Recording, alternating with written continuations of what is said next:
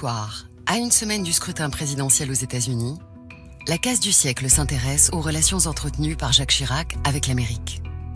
Grâce à des témoignages inédits et des verbatims de conversations confidentielles, nous allons revivre une période de tension extrême. Suite aux attentats du 11 septembre 2001, George Bush se prépare à attaquer l'Irak, tandis que Jacques Chirac cherche à l'en dissuader.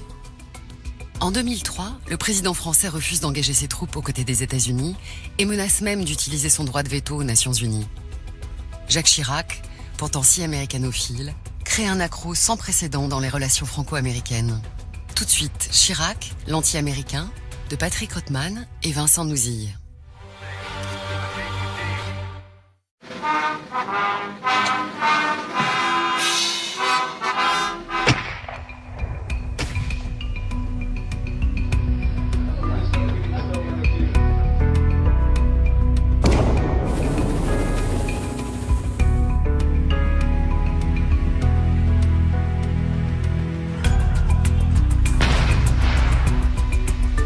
Jacques Chirac a quitté le pouvoir en 2007 avec l'image d'un opposant à l'Amérique de George Bush.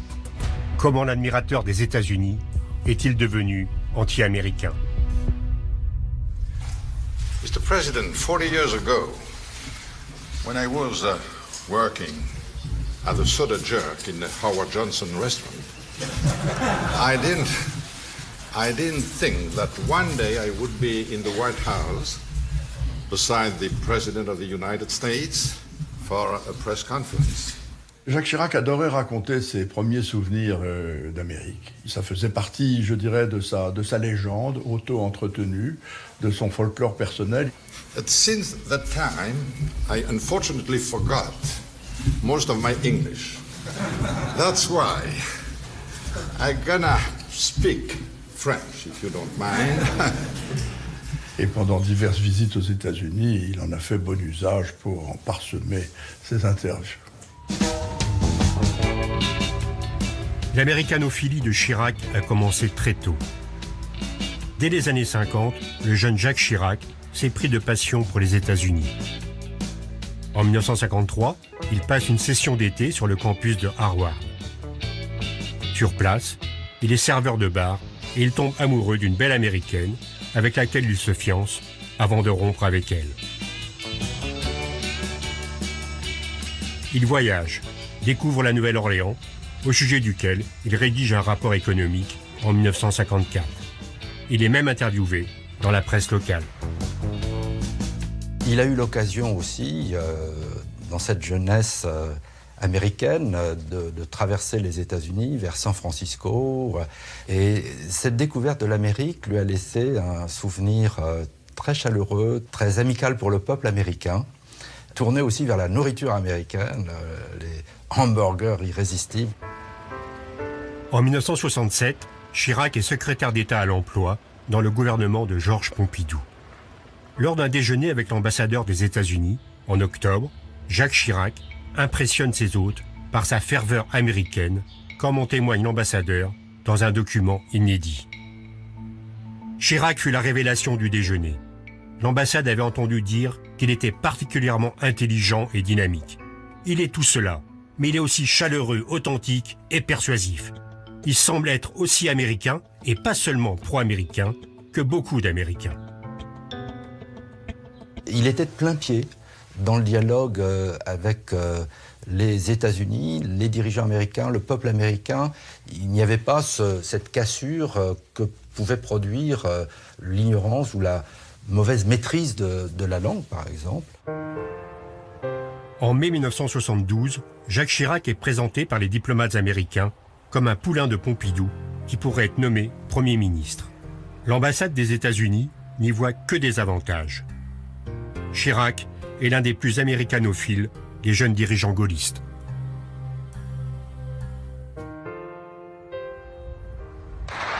Dès son arrivée à l'Élysée, en mai 1995, Jacques Chirac est confronté à une situation dramatique en ex-Yougoslavie.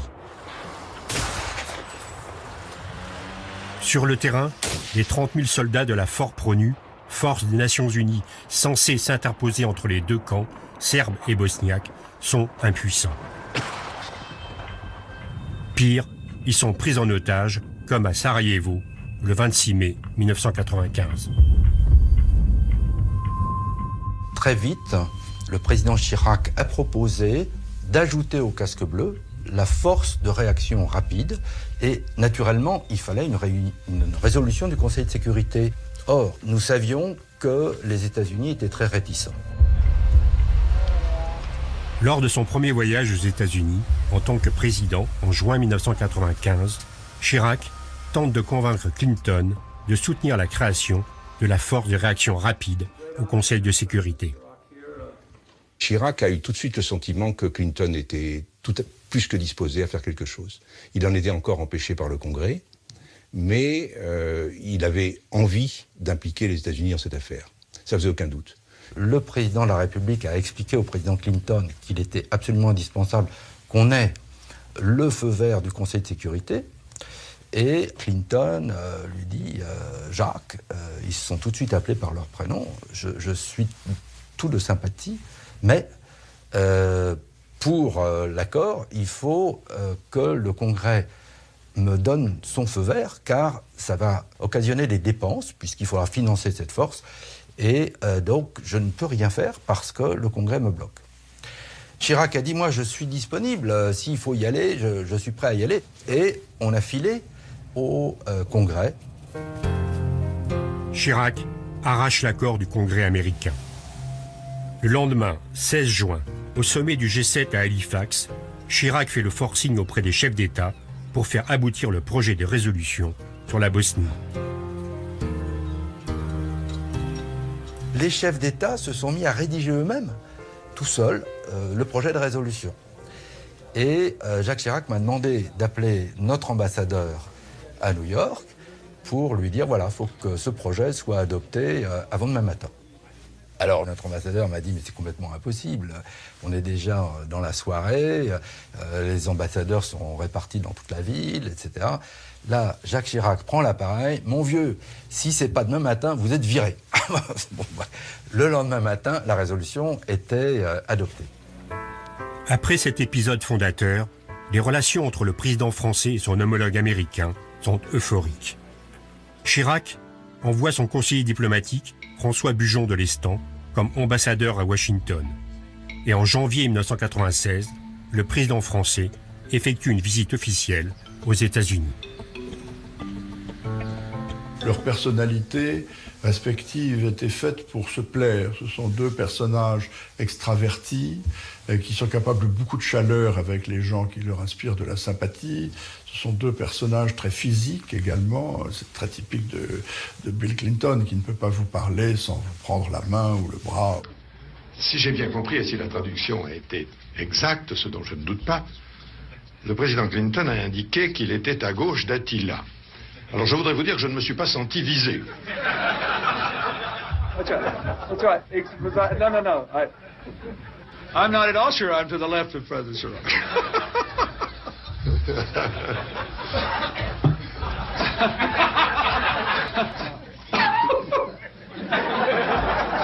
That was good. Dans le fond, ils étaient un peu pareils. Deux grands personnages, deux personnalités très chaleureuses, charismatiques, qui avaient le goût du dialogue, du contact. C'était deux grands téléphoneurs, par exemple, l'un comme l'autre. Ils passaient beaucoup de temps au téléphone et ils adoraient ce genre de contact et de conversation directe. Et au fil des semaines et des mois, une vraie amitié, je crois pouvoir le dire, s'est nouée entre les deux hommes. Et s'y est ajoutée une vraie estime de Jacques Chirac pour Hillary Clinton, qui l'impressionnait.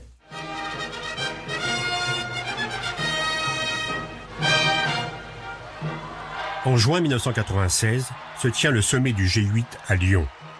Les Clinton en profitent pour faire une escapade à Paris. Clinton avait fait comprendre qu'il serait heureux de venir à Paris pour avoir une rencontre amicale. Donc, naturellement, on a dit oui avec grand plaisir, et c'est devenu un dîner à quatre, les deux couples, au restaurant L'Ambroisie, place des Vosges. Nous étions avec mon homologue américain à la table d'à côté, à regarder ce qui se passait. Et en fait, c'était deux couples d'amis qui discutaient de tout. Et donc, ça a été un moment de grande chaleur, d'amitié, un contact extrêmement direct, décontracté.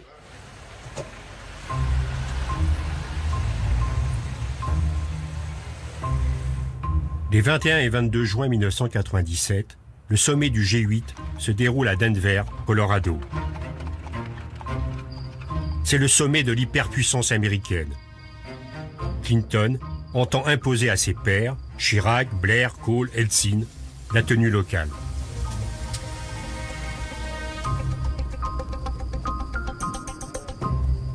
Le sommet du G7 à Denver, qui a suivi celui de Lyon, a été un peu une épreuve vestimentaire. Pourquoi ? Parce que Denver, c'est le Colorado, c'est le pays indien, et le président Clinton avait fait déposer dans les appartements des différents chefs d'État et de gouvernement la tenue requise pour le dîner du soir.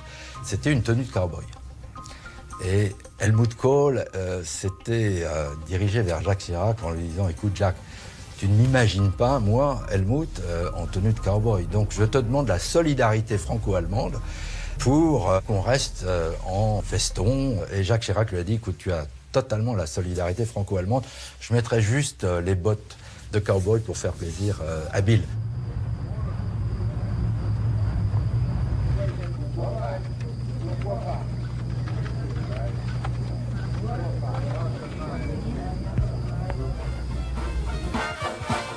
Le sommet des grands du monde se termine par une soirée folklorique, western.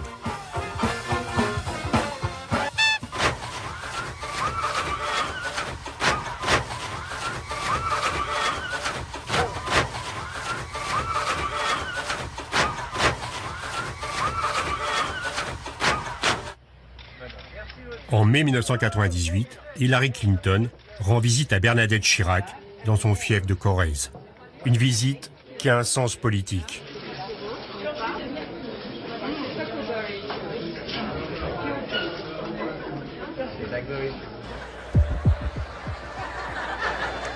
À cette époque, Clinton est pris dans la tourmente de l'affaire Lewinsky, du nom de cette stagiaire de la Maison-Blanche avec laquelle le président américain a eu des relations coupables. Clinton est déboussolé, sa popularité en miettes. Il est au bord de la destitution. Pourtant, Chirac n'hésite pas à manifester sa solidarité. Le président Chirac était choqué par l'exploitation politique de cet épisode. Et donc, le président Chirac l'a appelé pour lui dire « Bill, il faut que tu saches, je suis totalement avec toi, je suis choqué par ce qui se passe. » Le 4 novembre 1998, Chirac téléphone à Clinton pour le féliciter de la victoire démocrate à mi-mandat. Chirac. Ah, Bill, félicitations. Nous sommes très contents de votre succès historique aux élections hier. Clinton. Merci. Chirac. Cela faisait bien longtemps que cela n'était pas arrivé. Clinton. C'est vrai, ça faisait longtemps. Chirac. Je voulais vous dire cela du fond de mon cœur et veuillez, s'il vous plaît, le dire à Hillary. Clinton. Merci, Jacques. Nous allons devoir tous travailler dur.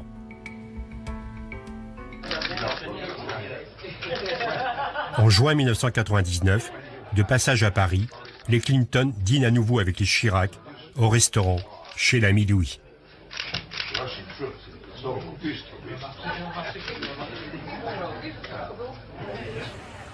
À la fin de l'année 2000, Chirac rend une dernière visite au président américain en fin de mandat. Sur tous les grands sujets du monde, le Moyen-Orient, l'ex-Yougoslavie, l'Afrique, l'économie, la lutte contre le terrorisme ou la prolifération nucléaire, Jacques Chirac est en phase avec Bill Clinton. C'est avec regret qu'il voit s'achever le mandat de son ami Bill. De notre pays. Et je ne doute pas que nos relations avec le nouveau président américain seront également excellentes. Chirac profite de son passage à Washington pour rencontrer discrètement le président élu, George Bush. C'est une rencontre qui a duré à peu près 1 heure qui était cordial, mais qui, à mon avis, a donné un ton qui n'était pas le bon dans la future relation. Monsieur Chirac, et ça c'est son enthousiasme et son affectivité classique, a commencé par dire au président Bush qu'il connaissait très bien son père, qu'il aimait beaucoup sa mère. Nous avons eu un entretien chaleureux, au cours duquel nous avons d'abord évoqué des souvenirs familiaux, puisque je connaissais bien ses parents et son père. Et ce faisant, il m'a donné l'impression ce jour-là qu'il se plaçait ipso facto dans la catégorie des parents et dans la catégorie de gens plus âgés. Ça a été probablement une faute psychologique. Le président Bush venait d'être élu, il avait envie qu'on parle de lui, qu'on ne parle pas de ses parents. Sa tendance naturelle a été plutôt de conseiller amicalement le fils. Mais George Bush Jr. n'était pas quelqu'un qui aimait beaucoup être conseillé, fût-ce par un chef d'État expérimenté. C'est un ton que M. Bush n'appréciait pas. Le 11 septembre 2001, les terroristes d'Al-Qaïda frappent l'Amérique. Le hasard faisait que j'étais président du Conseil de sécurité pour le mois de septembre 2001. Et donc le 11 septembre, j'ai vu des fenêtres de mes bureaux le deuxième avion.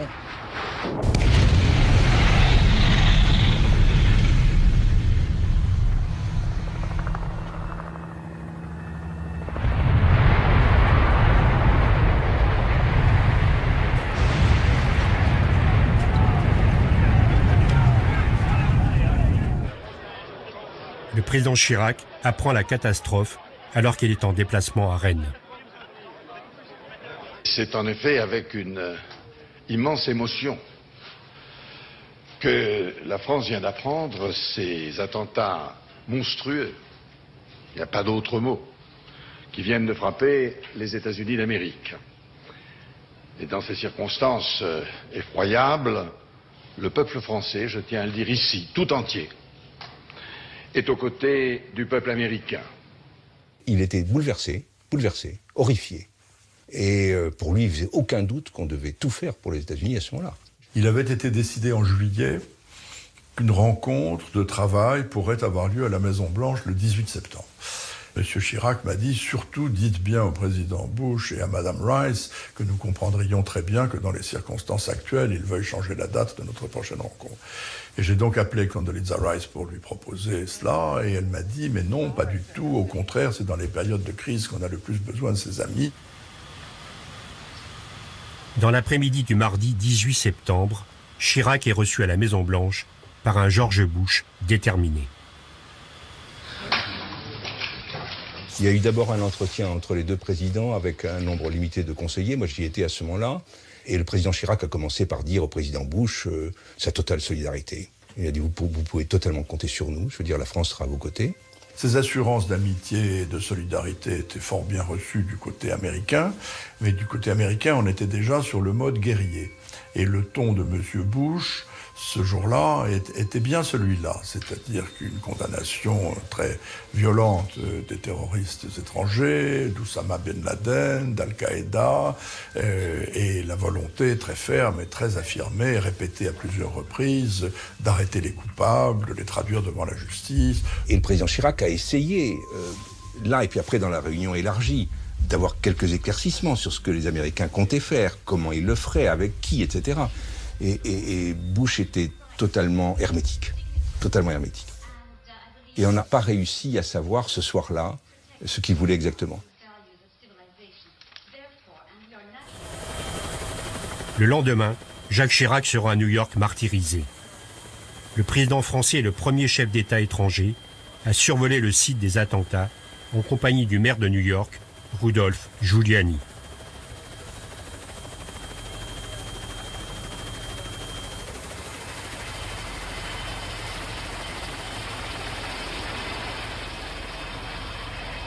Il s'est rendu sur le site des attentats, Ground Zero, et ça a été un moment extraordinairement fort, extraordinairement émouvant.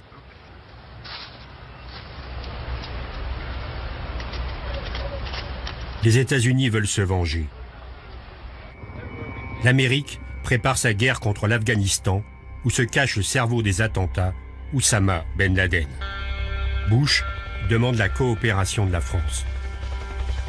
En octobre 2001, nous avons décidé de riposter contre l'Afghanistan à cause du 11 septembre.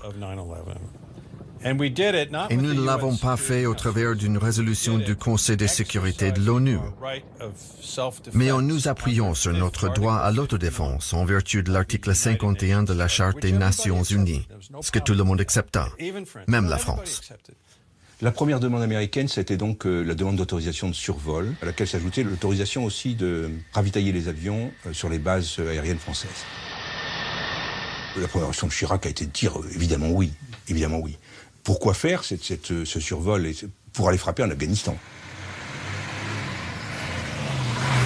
L'opération en Afghanistan renverse le régime des talibans, mais la guerre s'enlise et Ben Laden reste introuvable. Bush pense à la prochaine étape. Chirac s'inquiète. Il rencontre à nouveau le président américain au mois de novembre 2001. Chirac lui dit qu'il comprend très bien l'émotion américaine, qu'il comprend très bien l'envie d'en découdre avec les terroristes, mais qu'il faut faire attention aux équilibres du Moyen-Orient qui sont fragiles et qu'il faut y prendre garde. Le ton change parce qu'il devient celui des mises en garde, des inquiétudes et des mises en garde, face à des Américains qui ne dévoilent absolument pas leur jeu, ni leurs intentions. Après l'Afghanistan, l'Irak de Saddam Hussein est le prochain objectif des stratèges du Pentagone. Nous avions la conviction qu'il n'y avait aucun lien entre Al-Qaïda et Saddam Hussein. Et sur ce plan-là, nous étions sûrs de notre fait. Dans le dispositif de pouvoir américain, c'est à ce moment-là que les néoconservateurs ont véritablement assuré leur emprise sur la présidence Bush, que le vice-président Cheney a commencé à peser d'un très grand poids.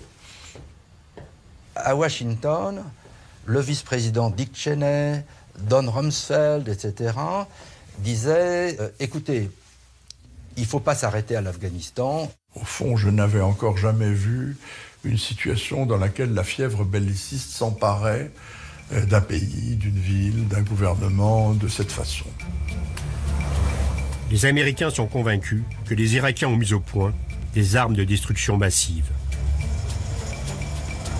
Ils exigent le retour en Irak des inspecteurs chargés de vérifier sur place leur existence. Bruno Le Maire est au cabinet du nouveau ministre des Affaires étrangères, Dominique de Villepin. Dès 2002, la mission que me donne Dominique de Villepin, c'est d'aller creuser tous ces éléments pour savoir si, oui ou non, on peut garantir qu'il n'y a pas d'armes de destruction massive en Irak, et donc que l'Irak n'est pas une menace. Et la conclusion à laquelle nous arrivons tous au bout de quelques mois, c'est que la plus forte probabilité, il n'y a jamais de certitude, c'est qu'il n'y a aucune arme de destruction massive en Irak, pas de nucléaire, et pas de missiles balistiques suffisamment puissants pour pouvoir nous menacer.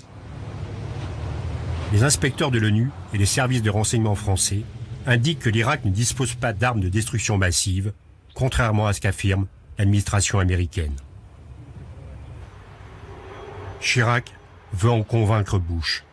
En mai 2002, à peine réélu, il reçoit à l'Élysée le président américain.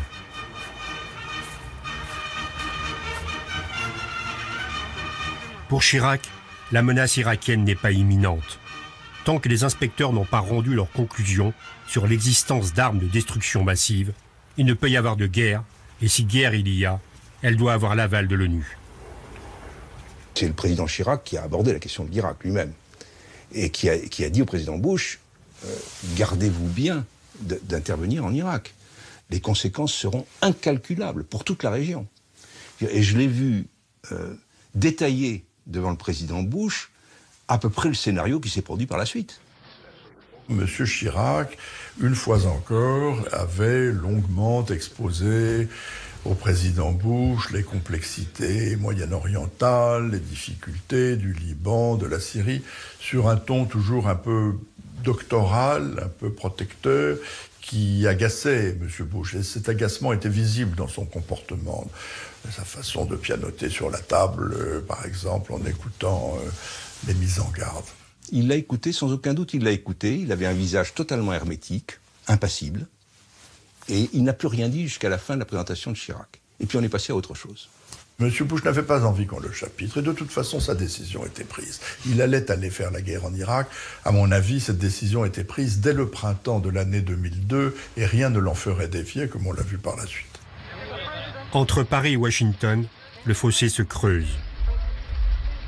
Bush balade Chirac en lui faisant croire que rien n'est encore décidé. En réalité, depuis des mois, le Pentagone prépare des plans d'invasion de l'Irak.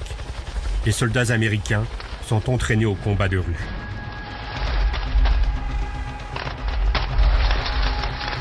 Pendant qu'il prépare la guerre, Bush donne le sentiment qu'il est prêt à composer avec l'ONU. C'est à ce moment que Colin Powell a persuadé le président d'accepter de donner une chance à une approche diplomatique par le biais des Nations Unies. Et donc, le président, dans son discours devant l'Assemblée générale, pendant la réunion plénière en septembre, évoqua l'idée d'une résolution appropriée. We created a United Nations Security Council so that, unlike the League of Nations, our deliberations would be more than talk. Our resolutions would be more than wishes. After generations of deceitful dictators and broken treaties and squandered lives, we dedicated ourselves to standards of human dignity shared by all, and to a system of security defended by all. Et ça a été une surprise pour nous. On s'attendait à ce que George Bush fasse une déclaration de guerre à l'Assemblée générale des Nations Unies en disant « l'Irak est une menace et prochainement nous allons attaquer l'Irak ». Pas du tout, pas du tout. Il fait un discours en disant « mais dans le fond, je ne passerai pas outre la légitimité internationale, nous avons besoin des Nations Unies et je viens ici dire à tous les peuples du monde que nous devons travailler ensemble ». Pendant des semaines dans les coulisses, les diplomates préparent donc une résolution du Conseil de sécurité de l'ONU sur l'Irak. Les négociations sont ardues.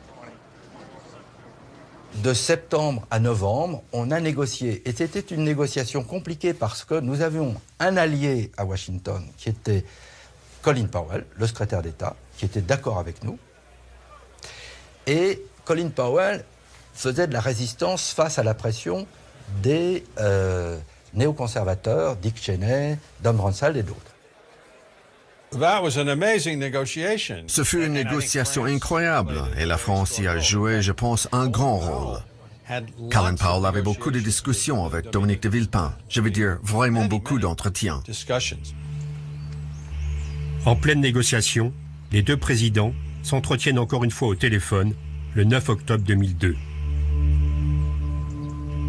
Bush, la France et les États-Unis peuvent trouver un accord sur le texte de résolution. Cette résolution doit être très forte. Elle doit indiquer clairement qu'en cas de violation flagrante par l'Irak de ses obligations, il y aura des conséquences. Chirac, ma conviction, c'est que la guerre est toujours la plus mauvaise des solutions. Nos pays occidentaux sont en train de susciter un phénomène de rejet que nous paierons très cher, aussi bien sur le plan politique qu'en termes de terrorisme. Il faut donc bien réfléchir avant d'agir. Bush, l'usage de la force est une ultime option. Je comprends les conséquences d'une guerre. Cela étant, il est essentiel de bien marquer que si l'Irak refuse de désarmer, il s'expose à des conséquences certaines. Le Conseil de sécurité de l'ONU adopte, le 8 novembre 2002, la résolution 1441, qui stipule qu'en cas de violation patente de ses obligations, l'Irak s'expose à de graves conséquences. Chirac a le sentiment d'avoir gagné la bataille onusienne. To the government of Iraq, our message is simple. Non-compliance is no longer an option. Ce fut un succès pour la diplomatie et pour les Nations Unies, et nous avons mis en place une très bonne commission de contrôle. Cette résolution conforte le rôle et l'autorité du Conseil de sécurité. Ce qui est devenu la résolution 1441 a été adopté en novembre à l'unanimité, c'est-à-dire que les Américains étaient d'accord pour renvoyer les inspecteurs, y compris des inspecteurs américains, en Irak, pour vérifier l'état des stocks d'armes de destruction massive de l'Irak de Saddam Hussein. Mais dans le fond, pour les Américains, ça n'était qu'un moyen de gagner du temps. Les Américains voulaient nous amener à l'irréversible. Je pense que depuis le début, l'intention était d'aller en Irak. Et les préparatifs étaient déjà faits, certainement.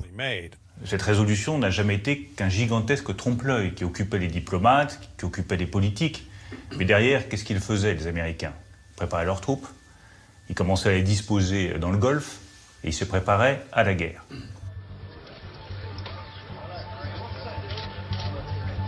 Quelques jours plus tard, le 21 novembre, se tient à Prague le sommet de l'OTAN. Le président français a l'occasion de faire la leçon à son homologue américain lors d'un tête-à-tête. Chirac, si vous faites la guerre, vous allez la gagner. Vous allez faire sauter le verrou, vous installerez à Bagdad un pouvoir chiite. Vous allez attiser les sentiments anti-américains dans la région et vous allez créer une vague de terrorisme. Bush, nous ne pouvons pas rester les bras croisés, car nous avons eu le 11 septembre. Les morts, ils sont chez nous, pas chez vous. Chirac, la guerre est la dernière des solutions. Tenez-vous-en à la résolution 1441. Les signes de guerre s'accumulent. George Bush et son équipe n'ont pas du tout envie d'attendre un feu vert de l'ONU, ni la fin du travail des inspecteurs, prévu pour l'été 2003. Le 13 janvier, Jean-David Leavitt, ambassadeur à Washington, est mandaté par Jacques Chirac pour s'enquérir des intentions américaines.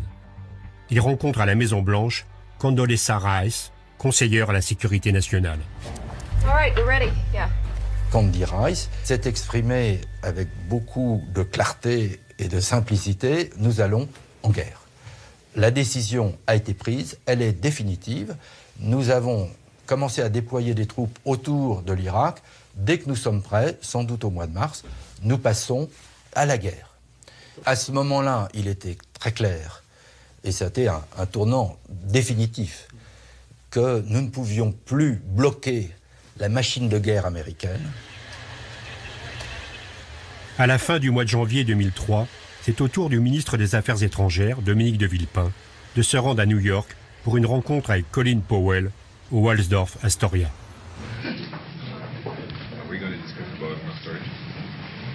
Bruno Le Maire accompagne son ministre.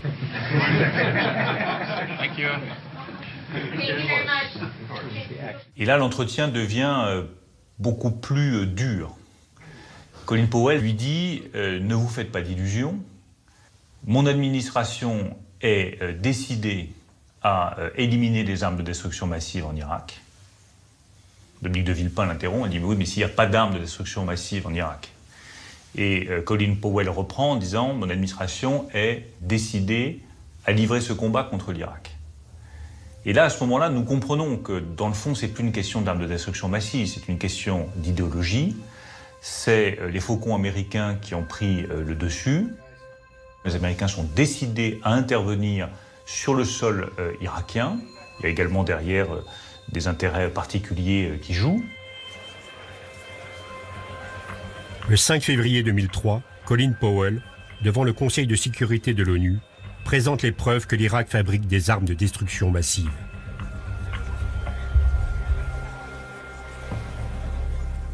We know from sources that a missile brigade outside Baghdad was dispersing rocket launchers and warheads containing biological warfare agent to various locations, distributing them to various locations in western Iraq. Here you see 15 munitions bunkers in yellow and red outlines. The 4 that are in red squares represent active chemical munitions bunkers. How do I know that? How can I say that? Let me give you a closer look. Look at the image on the left. On the left is a close-up of one of the 4 chemical bunkers. The 2 arrows indicate the presence of sure signs that the bunkers are storing chemical munitions. Cette rencontre de Colin Powell avec le Conseil de sécurité le 5 février, j'y étais, assis derrière Powell. Et lui tenait la fiole de poison, si du moins elle en contenait. Et ensuite, il fit sa présentation, qui fut, je pense, assez bien reçue. 1,000 leaders. Bien sûr, rétrospectivement, ce n'était pas fiable. Ce fut une très grave défaillance de notre renseignement, car nous avons cru cette source, alors que nous n'aurions pas dû. On l'a cru parce que on souhaitait la croire. Mais Colin Powell a fait cette intervention de bonne foi. Il n'avait pas l'intention de tromper quiconque. C'est un homme très honorable. Il a été complètement consterné de découvrir, après coup, que cette information n'était pas fiable. Des années après, Colin Powell reconnaîtra en effet s'être fait manipuler par la CIA. Les preuves ont toutes été fabriquées. 48 heures après cette séance, le 7 février, Chirac décroche son téléphone pour appeler George Bush. C'est la dernière conversation des deux présidents avant la guerre. Chirac, très ferme, joue son va-tout. Chirac, je ne partage toujours pas votre position quant à la nécessité d'engager dès à présent une action militaire contre l'Irak. Il y a d'autres solutions pour obtenir le désarmement de l'Irak, qui est notre objectif commun. Une guerre n'est pas aujourd'hui inévitable. Ma position est dictée par une conviction profonde, c'est une question de morale. Bush, moi non plus je n'aime pas la guerre. Je connais, comme tout chef d'État, la responsabilité que porte celui qui décide d'envoyer des soldats au combat. Une chose me sépare toutefois de vous. Je considère que Saddam Hussein constitue une menace contre le peuple américain. J'ai une approche différente en termes de calendrier. Chirac, je suis convaincu qu'il reste possible de désarmer Saddam Hussein sans provoquer une guerre. Si celle-ci avait lieu néanmoins, la France et les États-Unis se retrouveraient ensuite pour traiter le problème de la reconstruction. Ce serait une tâche immense à laquelle chacun devrait apporter sa contribution. Bush, une fois Saddam Hussein désarmé, des progrès seront possibles sur le processus de paix au Moyen-Orient. Je sais à quel point cette question vous préoccupe. Je suis moi-même très soucieux de relancer la paix dans cette région. Chirac, j'en prends acte et je suis entièrement disposé à coopérer avec les États-Unis sur ce dossier. Une semaine plus tard, le 14 février, Dominique de Villepin affirme à la tribune de l'ONU, haut et fort, l'opposition de la France à une aventure guerrière en Irak. Dans ce contexte, l'usage de la force ne se justifie pas aujourd'hui. Il y a une alternative à la guerre. Désarmer l'Irak par les inspections. De plus, un recours prématuré à l'option militaire serait lourd de conséquences. Une telle intervention pourrait avoir des conséquences incalculables pour la stabilité de cette région meurtrie et fragile. Elle renforcerait le sentiment d'injustice, aggraverait les tensions et risquerait d'ouvrir la voie à d'autres conflits. Ce discours de février 2003, c'est le discours de Dominique de Villepin. C'est son discours. Concrètement, nous l'avons travaillé pendant des jours. Il a été refait 15 fois. Et à chaque fois que je pensais avoir mis la touche finale, vous aviez Dominique de Villepin qui revenait et qui disait « Attendez, j'ai trouvé une très bonne idée, il faut mettre ça, il faut employer tel mot », et notamment cette expression « Nous sommes un vieux pays ». Pourquoi cette expression a fait tant de bruit? C'est que les républicains américains, et en particulier les plus faucons des faucons, s'étaient moqués de la France, en disant « c'est la vieille Europe, et c'est la vieille France, et c'est des gens qui sont plus capables de combattre ». You're thinking of Europe as Germany and France. I don't. I think that's old Europe. Voilà ce qu'ils avaient dit à l'opinion publique mondiale. Et Dominique de Villepin a eu cette intuition, qui était une intuition géniale, de reprendre les mots des faucons américains et de dire oui, nous sommes un vieux pays, d'un vieux continent. Et c'est peut-être pour ça qu'on sait mieux que vous à quel point vous faites une faute grave en intervenant en Irak. Et c'est un vieux pays. La France d'un vieux continent comme le mien. L'Europe, qui vous le dit aujourd'hui, qui a connu les guerres, l'occupation, la barbarie. Un pays qui n'oublie pas et qui sait tout ce qu'il doit aux combattants de la liberté venus d'Amérique et d'ailleurs, et qui pourtant n'a cessé de se tenir debout face à l'histoire et devant les hommes. Fidèle à ses valeurs, il veut agir résolument avec tous les membres de la communauté internationale. Il croit en notre capacité à construire ensemble un monde meilleur. J'ai senti, assis juste derrière Dominique de Villepin, qu'il se passait quelque chose. Parce qu'on savait qu'il y avait la guerre, et qu'en face de cette guerre, nous, Français, on n'avait que des mots à mettre, mais que ces mots pesaient lourd. Et que beaucoup de pays qui ne voulaient pas la guerre, qui savaient que ça allait entraîner des conflits pour des années et des années, se disaient il ne nous reste plus que les mots de la France. Et c'est pour ça qu'il y a eu ce tonnerre d'applaudissements. C'est pour ça qu'il a été spontané. C'est pour ça qu'il a tout emporté.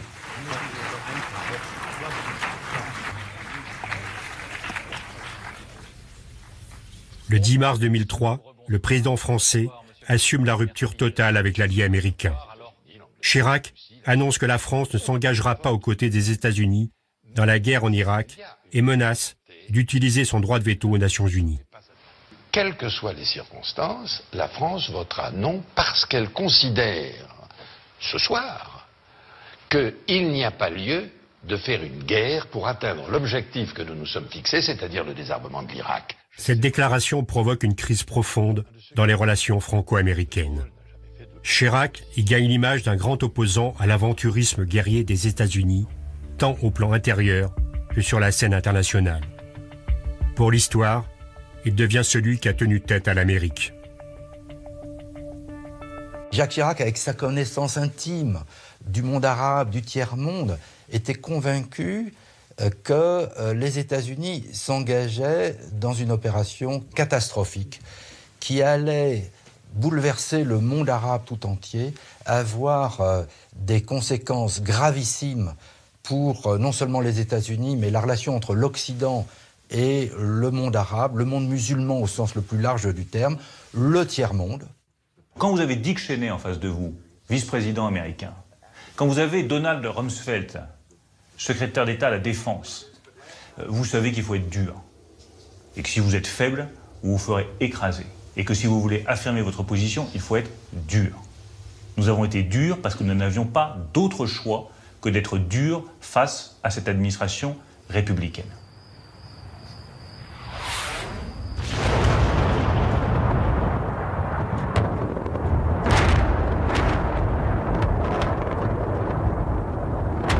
Le 20 mars, George Bush lance ses troupes en Irak en se passant d'un ultime aval de l'ONU. Bagdad est bombardée.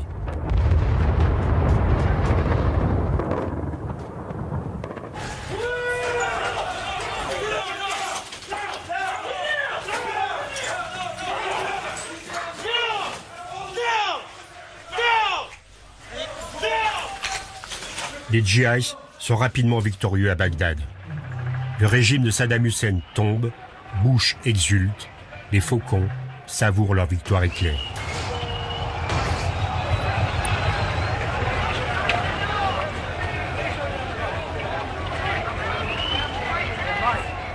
Mais entre Paris et Washington, la rupture est consommée. Une vague de francophobie déferle sur les États-Unis. On casse les voitures françaises. Les French Fries sont rebaptisés Freedom Fries. Le vin français est vidé dans les caniveaux. Ça a été le déclenchement d'une phase d'hystérie collective. En fait, il y avait sur le principal réseau Fox 1 heure par jour avec Bill O'Reilly, et il ne disait jamais les Français, il disait the cheese-eating surrender monkeys, les singes bouffeurs de fromage et défaitistes. Ce qui est important dans ce mot, c'est défaitiste.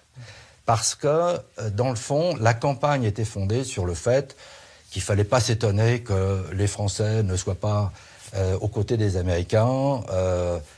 Au moment de la Deuxième Guerre mondiale, ils se sont couchés devant les nazis. C'est le grief principal. La France est un allié qui n'est pas fiable. Et on a été punis, c'est-à-dire qu'ils ont commencé par suspendre toute coopération militaire entre les deux pays, et interdiction aussi d'exportation de pièces détachées d'origine américaine pour les armements français. il se trouve que notre porte-avions, le Charles de Gaulle, a des catapultes américaines.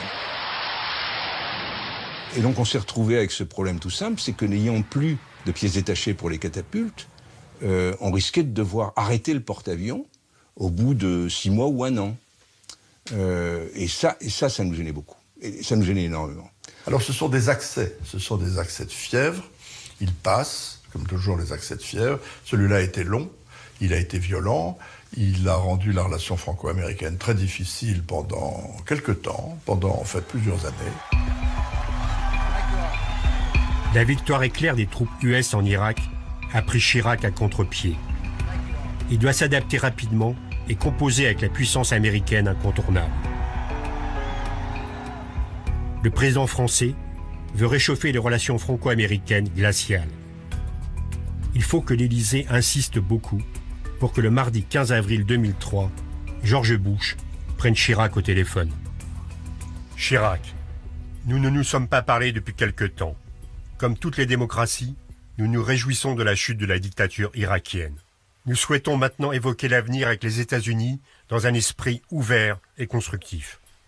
Bush, il reste encore beaucoup à faire pour sécuriser le pays et venir en aide à la population. Nous nous y employons avec nos alliés britanniques. La situation ne tardera pas à s'améliorer. Chirac, nous sommes attachés à l'OTAN et à l'Alliance Atlantique. Nous sommes ouverts à un rôle raisonnable de l'OTAN à Kaboul et nous pouvons également l'envisager en Irak. Bush, je me félicite de la tonalité très positive de vos propos. Un certain nombre de personnes de mon entourage sont en effet convaincues que l'objectif de la France est de détruire l'OTAN. Chirac, mais c'est totalement faux. Ces allégations relèvent de la campagne anti-française qui est actuellement menée dans certains secteurs de l'administration américaine. Bush, je n'ai pas connaissance d'une telle campagne, mais en tout état de cause, je vais dire à ceux qui mettent en doute la volonté de la France de voir l'OTAN jouer un rôle en Irak que j'ai une bonne nouvelle à leur annoncer.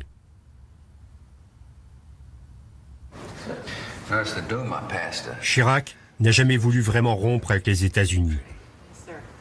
Il fait tout, après la guerre d'Irak, pour renouer secrètement avec les Américains. Mais l'humeur dans le bureau ovale n'est pas la réconciliation. Condoleezza Rice lâche. Il faut pardonner à la Russie, ignorer l'Allemagne, punir la France.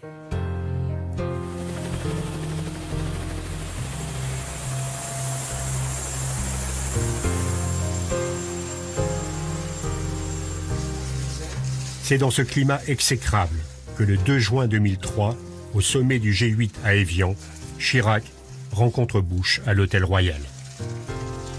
Les deux présidents font bonne figure pour la galerie. I know there's a lot of people in both our countries wondering whether or not we could actually sit down and have a comfortable conversation. And the answer is absolutely. Listen, we must be frank. We went through a difficult period. I understand his position. He made it very clear to me in the very beginning. There was no question where Jacques Chirac stood. And I made it clear where I stood. And that's why I can say we've got good relations, because we're able to be very honest with each other. Merci. Appreciate it.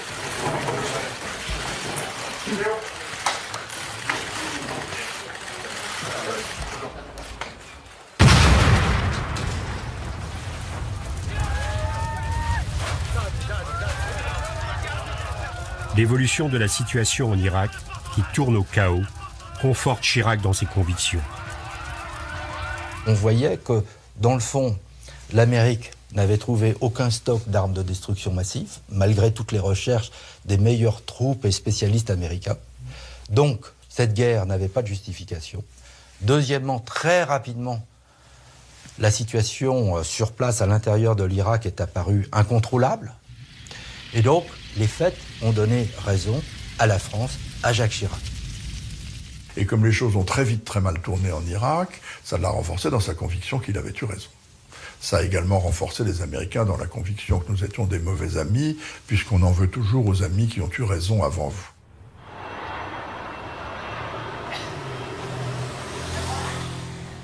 Lors de plusieurs rencontres, entre Bush et Chirac en 2004 et début 2005, le climat s'améliore. Le président français fait même secrètement un geste de plusieurs milliards d'euros pour l'Irak à la demande des Américains. 2 ans après la guerre, l'Élysée et la Maison-Blanche se rapprochent. Le moment où cette reconstruction de notre relation détruite s'est cristallisée, ça a été en marge d'un sommet de l'Alliance Atlantique à Bruxelles. Les 2 chefs d'État ont dîné ensemble. Alors, naturellement, comme on était à Bruxelles, on a servi des frites. Et donc, Jacques Chirac a dit « Tu vois, George, ce sont des frites et non pas des freedom fries. »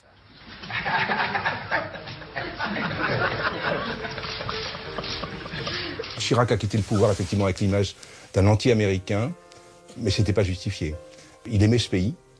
Il considérait que les États-Unis étaient un des principaux alliés de la France. Il avait été bouleversé par les attentats du 11 septembre. Il était disposé à aider au maximum les États-Unis, mais pas à n'importe quel prix. Oui, on lui a fait cette image d'anti-américain, ce qu'il n'est pas au fond de lui-même. Il était contre la politique menée par l'administration Bush, mais il n'était pas anti-américain, il ne l'a jamais été et il ne le sera jamais.